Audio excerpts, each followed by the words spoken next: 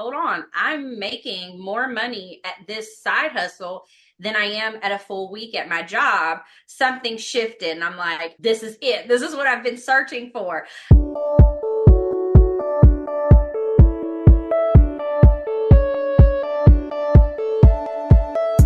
So you want to make an impact. You're thinking about starting a business, sharing your voice.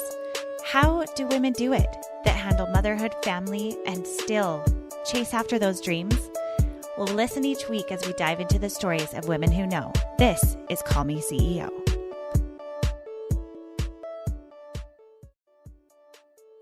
Hey everyone, welcome to this week's episode of Call Me CEO. If you are not subscribed yet, please subscribe. We celebrate women building businesses here. And today we are sharing mystery shopping and Mercedes Eckert, who built a mystery shopping business. It's a real deal. I had no idea that this really was a thing. So check it out if you're interested in this kind of business or how you too could be a mystery shopper. Welcome back everyone to Call Me CEO. This is Camille Walker, your host and your hype girl for all of the women out there building businesses and changing lives. And today we are talking with Mercedes Eckert, who is the founder and CEO of iShop, which is a mystery shopping business for real. Like there are mystery shoppers that are making money shopping. I need this gig. And so we connected on Instagram. And when she told me what her business was about, I immediately said, yes, let's get you on the show. I'm so thrilled that you are here today, Mercedes. Thank you so much for coming on. Thank you for having me. I'm super excited to be on here today. Yeah. So tell our audience where you live, your kids, and how you got started in this business of mystery. Yeah, absolutely. So I am from Indiana. I'm born and raised in Indianapolis, and now I live in Southern Indiana with my husband and our two girls, both teenagers. So we're navigating the teen years, which that's a whole nother route we can go yes. on. Yes, it is. That is another episode we could do for sure. So, I spend my time running the business, maybe too much time. I'm a workaholic. I love it. When you find something that you love to do, you just can't stop, won't stop. Mm-hmm. So I spend most of my time doing that, running the mystery shopping organization, iShop. I got started as a mystery shopper over a decade ago, and that's a whole kind of a rabbit hole, but basically it just kind of fell into my lap. It was something that I had heard of in the past, but I didn't know that it was real. I was skeptical, but when it kind of was just like boom in my face, I was like, oh my gosh, this is crazy. And so at the time I was working a job at Claire's Boutique. I'm sure you guys have probably heard of Claire's. So I was a manager there. I was making not a lot of money. And so when mystery shopping came to me and I started realizing like, hold on, I'm making more money at this side hustle than I am at a full week at my job, something shifted. And I'm like, holy crap, this is it. This is what I've been searching for. And so I got really good at mystery shopping, and fast forward a few years after getting started, I founded iShop. And now you can fast forward to today, and we're the fastest growing organization in the world. We actually just bought out one of the oldest mystery shopping organizations. So it's been a whirlwind and it's been awesome. But to be able to help people bring in extra income by shopping has been insane. Like it lights up my life just to hear all the testimonies of people, before finding out about the opportunity, money stress and just bored with life. I mean, we've got retirees, we've got people who are working full-time jobs, people who are working part-time, single parents. I mean, everybody you could think of, and they're all finding this as a source of income and just fulfillment. I had a girl tell me, one of our shoppers told me a few weeks ago, she said, Mercedes, you don't understand. She's like, I believe that I was put on this earth to be a mystery shopper. But she was so serious. And it just was like, oh my gosh, like I'm so happy that you find that much purpose in this. So it's been a wonderful journey so far. Oh my gosh, that's incredible. First, big applause to you. The fastest growing company, like that's That's a big statement. And holy cow. Okay. So I do want to back up with your story specifically because you, as I have said, and you have said, you hear about mystery shopping and you're like, okay, but are they just trying to get us in the store? Like, is this for real? Or, you hear about awards or that there'll be mystery shopper awards. I don't even know the lingo. I'm like, I kind of know about it, but I don't really know. So tell me, how did it stumble into your lap as an individual? And then how did you then turn it into a business for yourself? Yeah. So, okay, cool story. So, I can't even give you the math. It was 2012, 2013. I was on a double date with my now husband. We went on a double date with his best friend and his girlfriend. And come to find out, the girlfriend worked for one of the mystery shopping companies locally. And she said, we're desperate for shoppers. Would you be interested in making some money, doing a shop? And I'm like, girl, that's for real? I'm like, I've heard about this, but I had never could find out, if it was real. She's like, yes. So she got me in the door, and I mean, barely, because once I did my first mystery shop, I was very intrigued. So I remember messaging her and I'm like, how do I get more of these? Like, I was asking her all these things and she had no answers. She didn't know. And she was like, and I was like, how do you work for it, but you don't really know? Yeah, And what's the story? yeah. So from there, being the person I am, I was on a mission to figure this out. And so I began to spend hours of research and combing through all kinds of resources to figure this out. And once I cracked the code, I mean, it was game on. The thing with the mystery shopping industry, and I'll just be honest, it has been ran by a lot of older people, and they've been of the mindset of we need to keep this to ourselves. And so it was very hard to get your foot in the door. It's very hard to figure out how do you do it? How do you stay away from scams? So once I had, put in this time and effort of figuring it out, I went just crazy with it, started making the money. And then eventually I think I made a post on Facebook and I was like, hey, if anybody's interested in mystery shopping, there's some shops, wherever, here. Does anybody want, I'm just thinking like, oh, this is going out to like my local friends.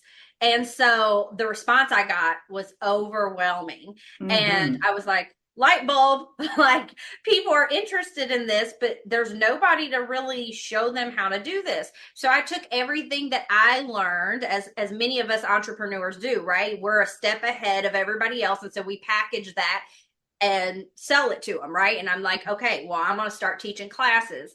So I began teaching classes, and one thing led to another, and it just got bigger and bigger and bigger. And I ended up adding in, different benefits and things like that to what I was doing. And it's so funny because at the time, I didn't even know that there were mystery shopping organizations. So that should tell you right there how good of a job that these other organizations were doing, or how not good of a job that they were doing with sharing the opportunity or marketing and advertising. Yeah. They weren't.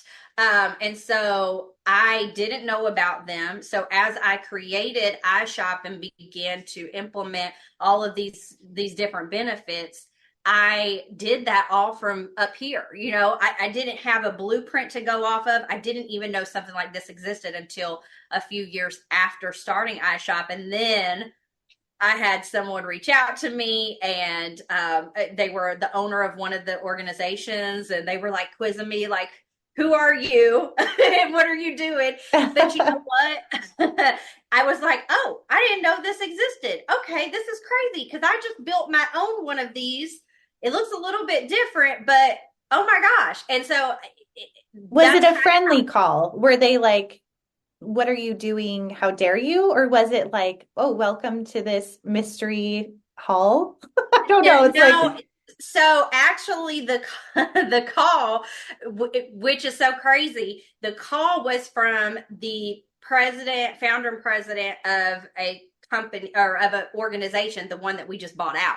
So that tells you So she had called me, and it wasn't rude, it wasn't mean. It was more Okay. like, let's see what you're doing. Are you pushing out like legitimate content? Are you scamming people? I think it was more out of a concern because she loved the Mm. industry and she wanted to make sure like there was good representation going on. Oh, And that's so from cool. there, yeah, so from there we formed a relationship and a friendship. And yeah, and she called me a few years ago and was like, I'm selling. I want to sell to you. So I'm Very like, cool. Oh, I love that. I yeah, thought it's it was pretty. going to be one of those like, how dare you? Like that's, not how dare you, but kind of like, who are you out of the Yeah, woodwork and yeah. seeing it as competition. Like, how cool that she was more collaborative and supportive. Like, She that's was. really awesome. She was. Yes, she's such a blessing to my life now, and yeah, definitely.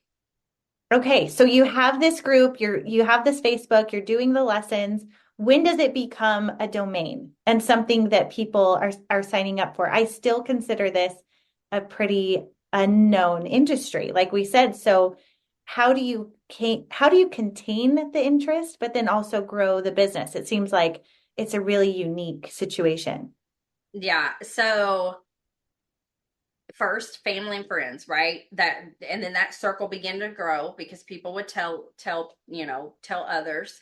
And I'm trying to think, 2018, around 2018, I do, and I'm gonna just give her a shout out. I took a challenge by Jasmine Star. Do you know Jasmine Star? Yes, yes. Okay, so I took one of her challenges and I thought, wow, this challenge is so good. I'm going to recreate this for my mystery shoppers. Okay. So I recreated it for our industry, and I did it, and sales went up like this. And I'm like, So oh what was, my can you, gosh. maybe we need a backup of like, it sounds like there's incentives that shoppers have where volume increases their revenue of what they're making as income. Is that right? So shoppers get paid per shop that they do, Okay. and the shop can vary. So you could do a $20 shop, you could do a $100 shop. So it just depends on if it's how involved it is.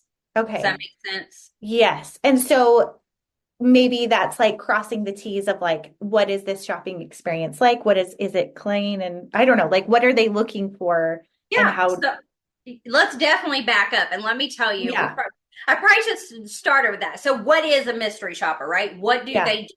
So a mystery shopper is someone who is paid to observe and evaluate the customer experience they have at a business.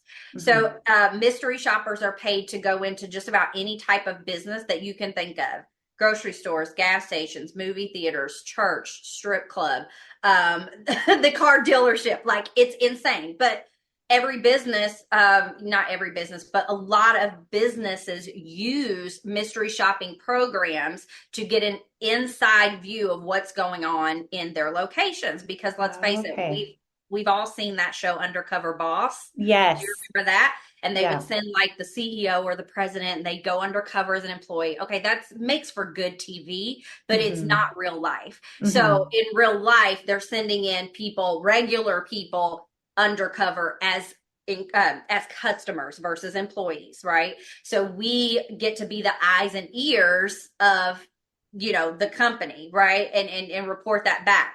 So mystery shopping, it is a huge industry. There's a lot of money to be made. And it's pretty simple, as long as you can use a computer, you have good writing skills, you have transportation, and you're at least 18 years old. I mean, you can do it. So hopefully that Okay. answers your question and makes it Yeah. more So clear. a business cannot have mystery shoppers come in unless they sign up for it. Is that right? Right. So a business will hire a mystery shopping company to facilitate the mystery shopping program. So usually it's not done in-house. They outsource the mystery shopping Yeah. program. And then the mystery shopping company is in charge of facilitating that, sending in the mystery shoppers, collecting the feedback, and then giving it to the business and saying, okay, this is how you all scored. Here's areas where you can improve, right? So then the business can take that and say, oh man, we're doing really bad. We could increase our revenue if our cashiers would do an upsell at the cash register, right? So this is very valuable to businesses to see that insight. I like that. Okay, so fast forwarding back to Jasmine Star and this challenge, because I wonder for people who are listening and own a business and maybe want to facilitate a challenge that's similar but applies to their industry, could you share with us what that challenge was and how you structured it? Yeah, I can't remember what she called the challenge, but it was a challenge where, because Jasmine Star started out with, like she was a photographer and then she started teaching people social media. And so it was like a 5-day challenge where you had to post. She gave you a picture, she gave you copy, and then she would say, okay, take my copy, put it in your voice and post it each day. And that, I mean, that was pretty much it. But for me, it sparked the idea of, I'm going to turn this in. I'm going to turn this into something that will match my industry to attract more people. And that's what I did. Okay, so were you writing pre-scripted prompts that they could then change for themselves? Yes. And does that mean that your mystery shoppers are recruiting other shoppers? It does. So so it was a challenge, right? It's not Okay. something that's ongoing. It was just a Hmm. challenge that I Okay. thought, let's try this and let's give an incentive. So we're going to give away, $500 to the winner, right? So we incentivized the challenge. It made it fun. It was a way for them to tell their friends and family, and it was a way to grow the company. So that's what we did, and it was very successful. And I even wrote Jasmine, I'm like, thank you so much, like you don't even know. So Yeah. yeah, but that speaks to, as an entrepreneur, we always have a lot of ideas. Sometimes we feel like our creative juices have run dry, like we've tried everything, and just looking at other people, like what they're doing, you can always just get inspired by their ideas. And so that's one thing I do as an entrepreneur. I'm constantly looking at what other people are doing in their industry and would this work in mine, right? I love that. I actually just finished. I read a lot of books, and when I say read, most of them are audio. I listen to a lot of books, and one of my favorites that I listened to this year was the story of Walmart, and the man telling the story of Walmart was saying that everywhere he traveled with his family, he would stop into the local retailers that were competitors of Walmart. So I'd imagine it would be your Shopko or, depending on the time, this was many years ago. So ones I don't know the names of, but his family was used to that being a part of their life. If they went on their summer travel, they did a lot of road tripping. They would get out and he would look at what was working. He got the ideas for end caps for him in Walmart to see, to drive more sales that way. And he said, observing what is working well for your competition is very important. And it's also very important to see what is not working well. And I am a student of both. And there's no shame in that. Like copy what is working well. And so I think that advice has really stuck with me. And I think that it's not a shameful thing. It's, appreciating what is working well and then making it your own.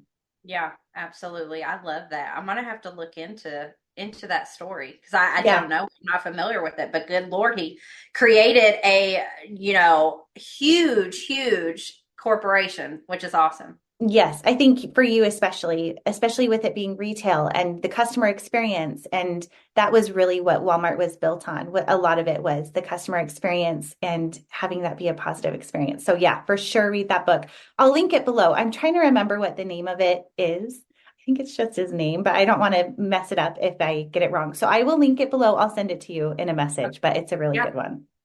Okay, great. Yeah, Sounds perfect. Okay, so I would love to hear what a moment was in your business that you learned a big lesson from, whether it was something that went terribly wrong or something that went really right. I mean, we did just talk about something that went really right, but is there something you can think of that you can share that helped you or in the positive or the negative?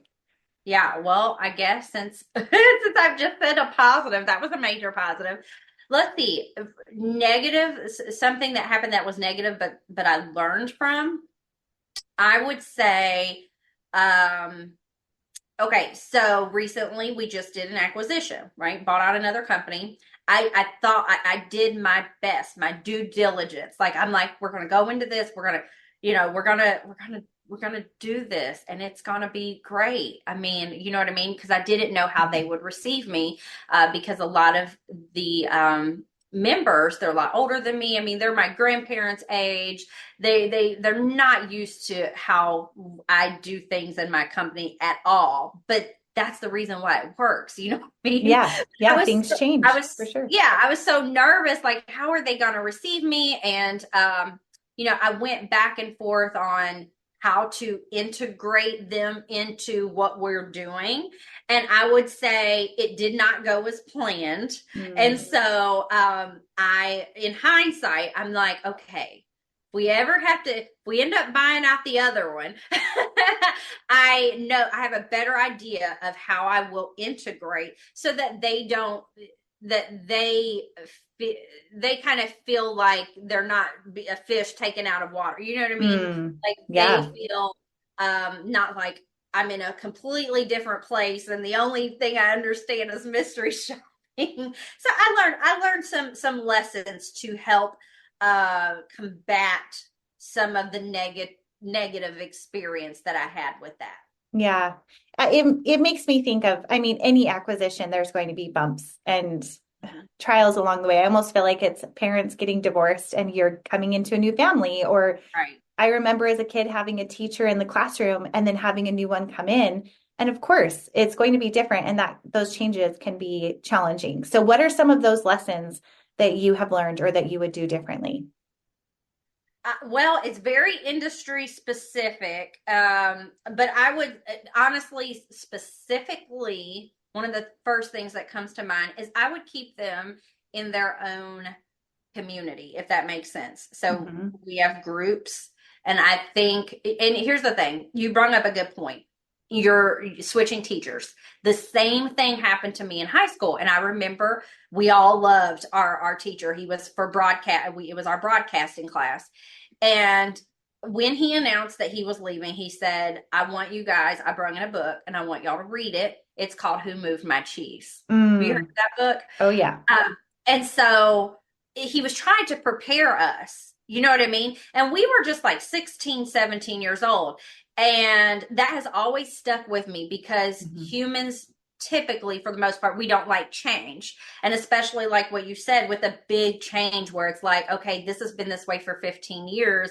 And now we no longer, it looks completely different. And so, embracing that change for most people, I think is really hard, especially the older you are. Like, 100%, yeah. our baby boomers and they don't like change, right? No. So so coming from the side of I'm the one presenting the change, that's scary. And so I tried to lead with a lot of love and clarity.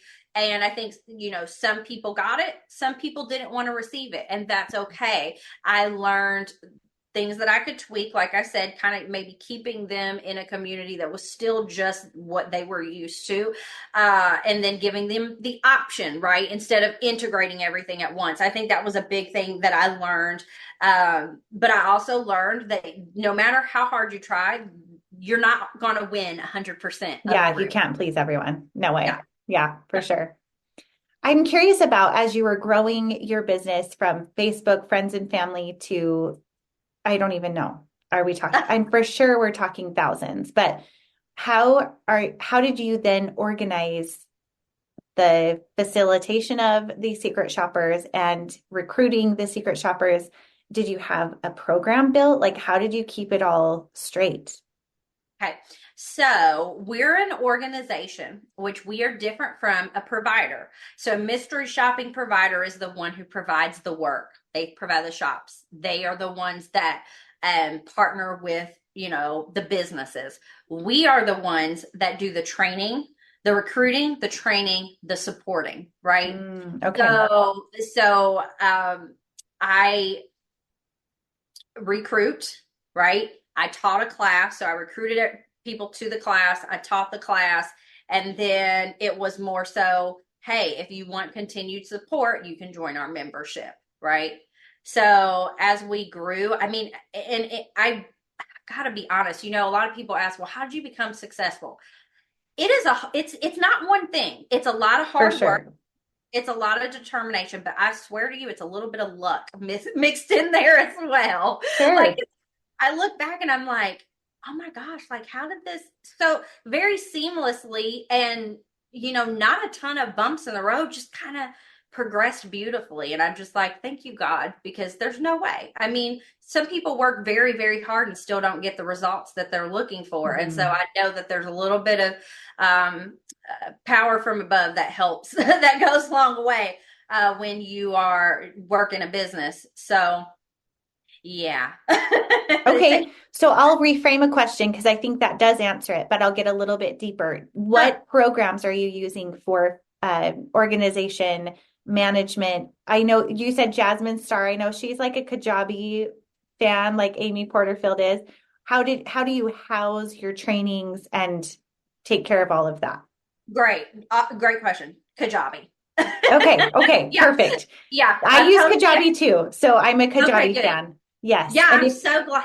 Go ahead. I was just going to say, if you're listening and you're not familiar with what Kajabi is, essentially it is a platform where you can actually house podcasts there. I don't do that part yet. That's a newer feature.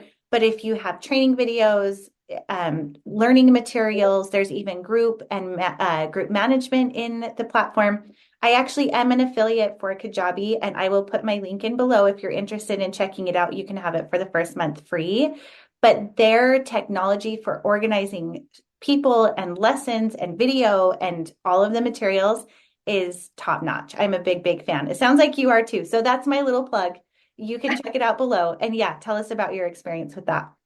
I absolutely love Kajabi. I started with Wix. Have you heard of Mhm. Wix? I Yes. started with Wix and then I went to WordPress and then I went to Kajabi and honey, I will never leave. I don't think I will ever leave. It has everything that I need. It's been amazing. Yeah, I love about Kajabi too is that you can set it up for your sales pages as well as automated emails, as well as course reminders, group. Have you ever used it for like hosting a membership site where like people are paying membership? I haven't done that. I'm actually starting that. My membership is going to be through Kajabi, the one that we're launching CEO in just a few weeks. Mhm. So have you used that feature there as well? A little bit. I tried it out with my team first and just to see if I wanted to move from Facebook over. Uh-huh. Yes. So it's one of those things where I was like, oh, this would be nice, but I didn't end up doing it. So we're still in Facebook right now. Okay. That's so funny because I literally had this conversation with my sister today. We're like, everyone knows Facebook. You can tag everyone so that they know and they're notified and it's easy. And so Kajabi for us too is better for housing the materials, but then the actual like Zoom meetings or trainings live where you can like tag everyone or just send out a quick message. Facebook is probably still the easiest, I think.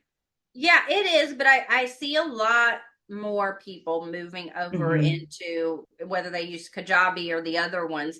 So Yep. I don't know. We'll see how the next little bit goes. You know what I Hmm. mean? I get Yes. so nervous because I'm like, Facebook's right there. It's on everybody's phone. I There, know. so I get nervous to switch over, and then I'm Yes. like, there's maybe there won't be as much engagement because they're not going to get on Hmm. that app as much. So that's why I get nervous. So right now I'm like, I've got bigger fish to fry right now. Yeah. We'll Deal worry with about that one later. Yeah, I a big one right now that I see a lot of people using is School, Skool, which is also another awesome platform.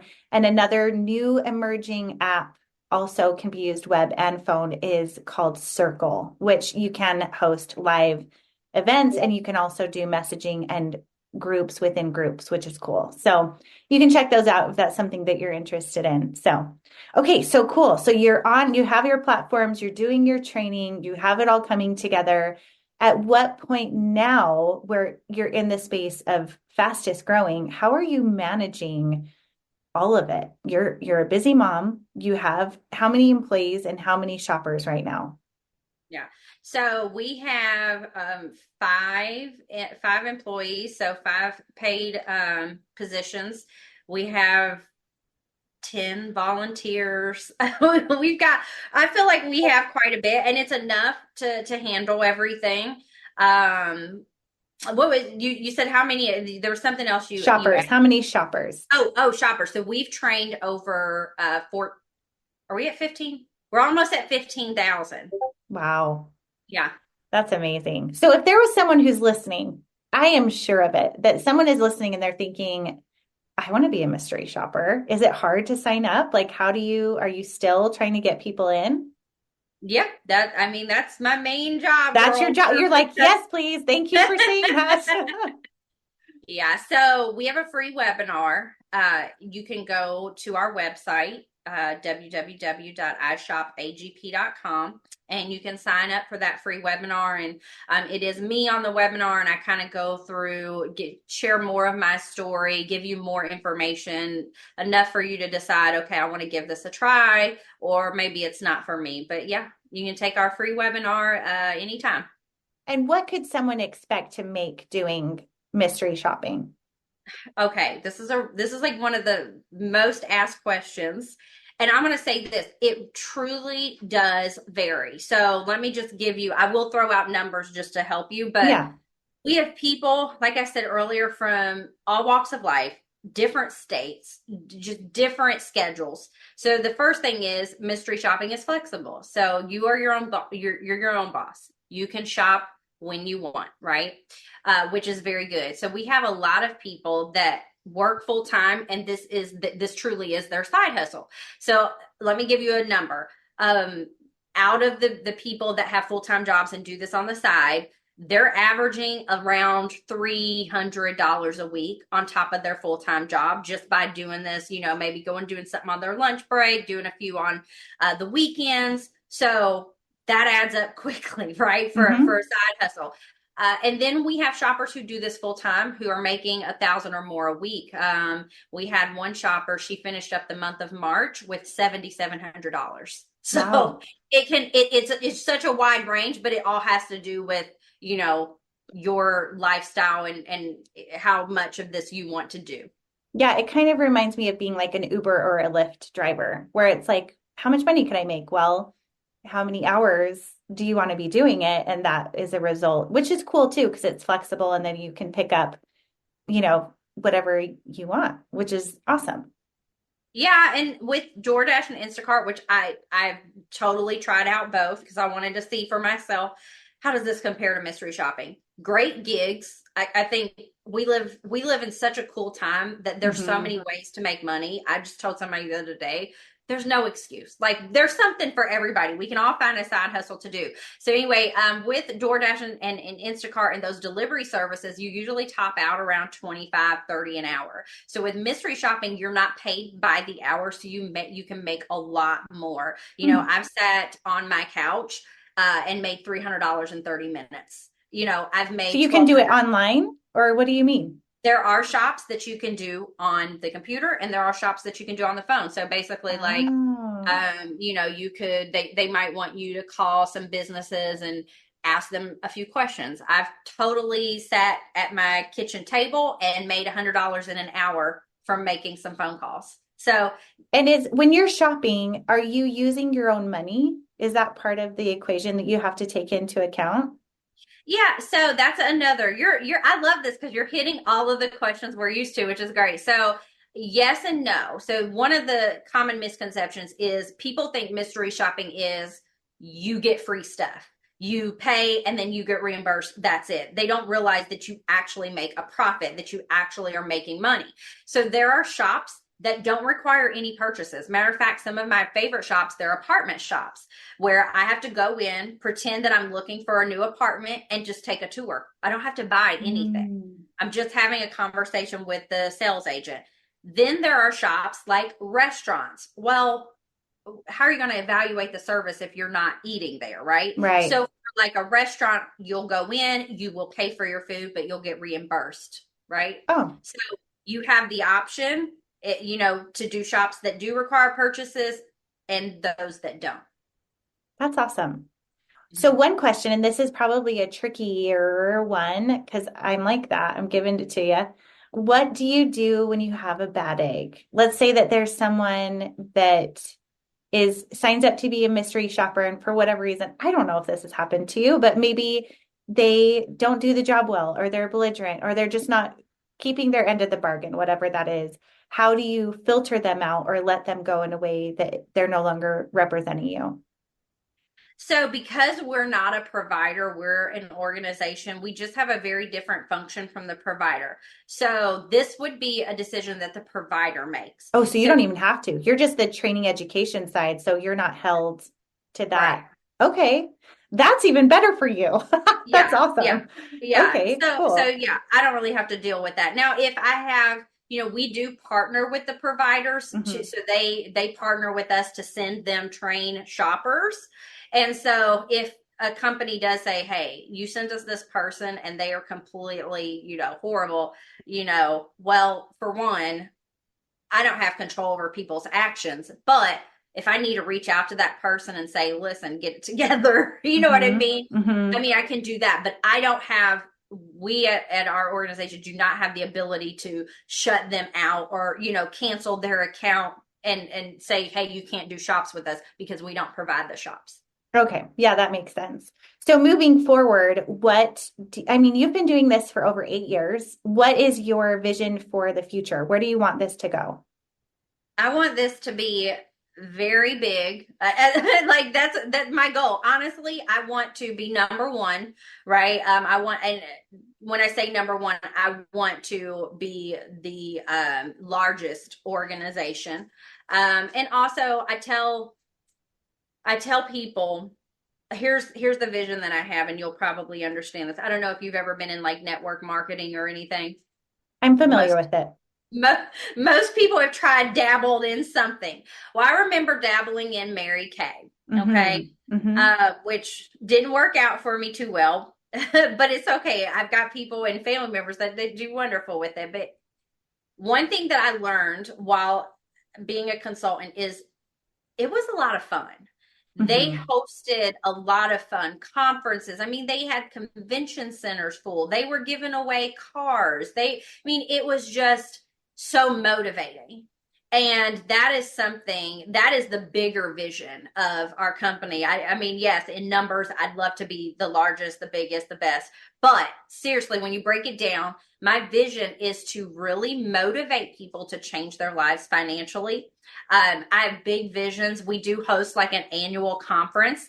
And as that conference grows, I mean, I want to. Who says Mary Kay is the only one that can give away pink Cadillacs? You know what I mean? Yeah. Let's Yeah. let's give out. I want to get to that point where we're able to do a lot and give back to the shoppers because there's Hmm. not been anything like that in the industry. It's all about gimme, gimme, gimme. Like, can you do the shop? Can you do the shop? Can you do the shop?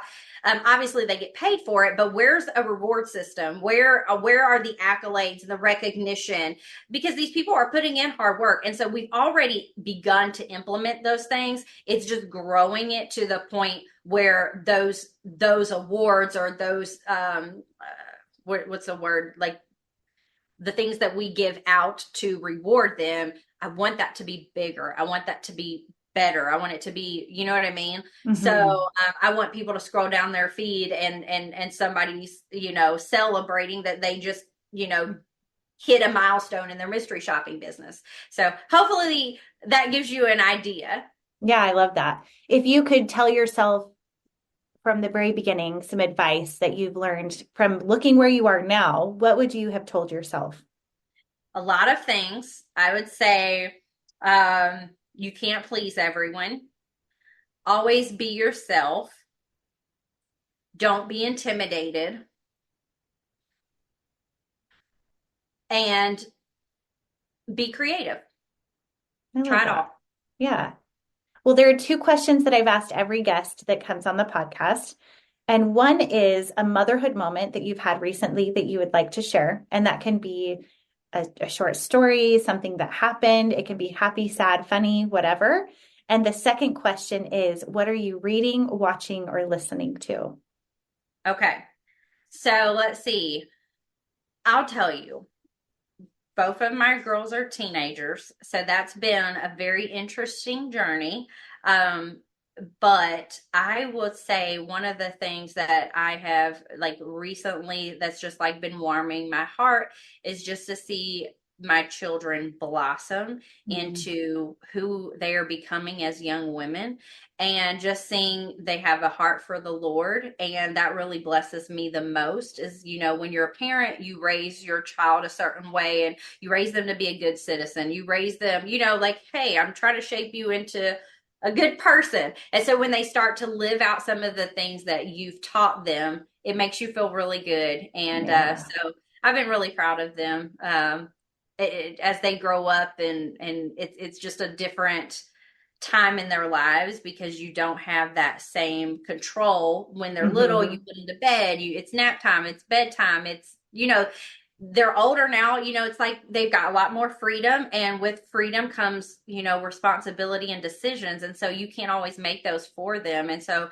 being able to see that some of the decisions that they make are very sound is very touching to me. What do you think that or what would you hope that they've learned, or what do you think they've learned from watching you build this business? I would hope that if they ever get to a point where they are unsure of how am I going to pay for something, if they ever get to a point where God willing, they don't get to that point. But I hope that I've taught them that there is a solution for everything. And when it comes to money, money is easy to get. You just have to put in some work and not be afraid to do something new. But growing this business in front of them, I hope that they take away, that it does take hard work, but it does pay off, and that they have so much knowledge, more than a lot of other kids, because what they've been around and been exposed to. And I want them to know that they can have and do the same things and even more when they apply themselves. Yeah, I love that. I know, gosh, having teenagers, it is a trip because so much of it, I feel like my house is almost divided a little bit because I have 13, 15. He turned 16 on Friday. And then I Oh, have 7 and 10. And so I'm like just holding on to those little ones a little tighter. But yeah. also it's so fun having teenagers and seeing how they develop and blossom and who they're becoming. And it's just wild to watch. And it's so much fun. I would love to ask you, I know I said I had those last two, but what has been a way that you've helped to balance the demands of business and motherhood?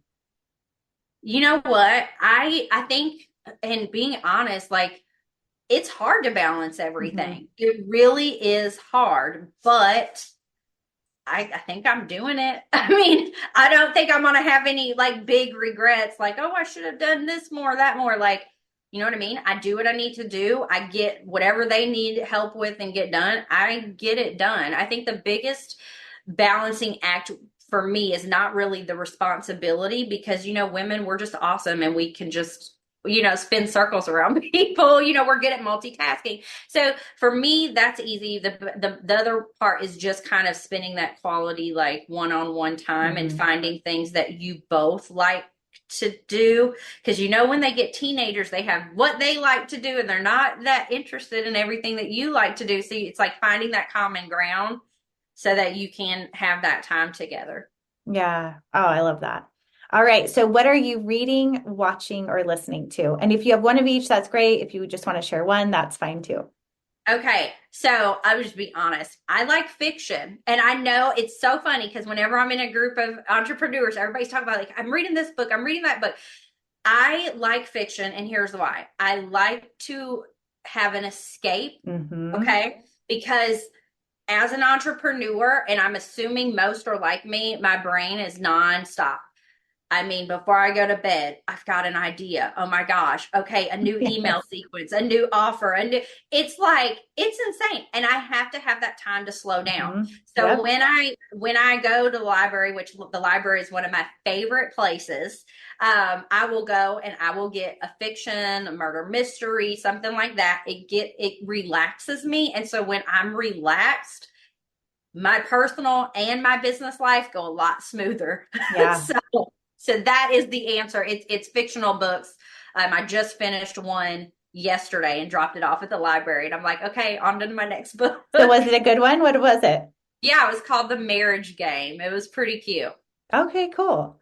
Yeah, it's funny that you apologize for that I love fiction, but you would be surprised. I've been asking all of my guests this question this year, and more often than not, it's that same sentiment of I need a minute to escape from what else there is to do because there are so many amazing books that can tell you more about how to run your business or your life more efficiently. And a lot of times it's you just need that minute to, you know, escape somewhere else and learn about a marriage mystery or a murder mystery or whatever it is. So yeah, I think that's great.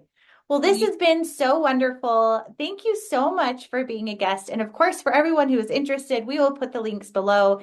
And please do me the favor and subscribe to the podcast so that you never miss an episode. If you really want to go above and beyond because you love me, please leave a rating and review. It really helps us to be discovered and to share more amazing stories of mothers building businesses. So thank you again, Mercedes. This has been such a blast getting to know you better. Thank you so much for having me. All right. We'll see you next time. Hey, CEOs, thank you so much for spending your time with me. If you found this episode inspiring or helpful, please let me know in a comment and a 5-star review. You could have the chance of being a featured review on an upcoming episode. Continue the conversation on Instagram at Call Me CEO Podcast. And remember, you are the boss.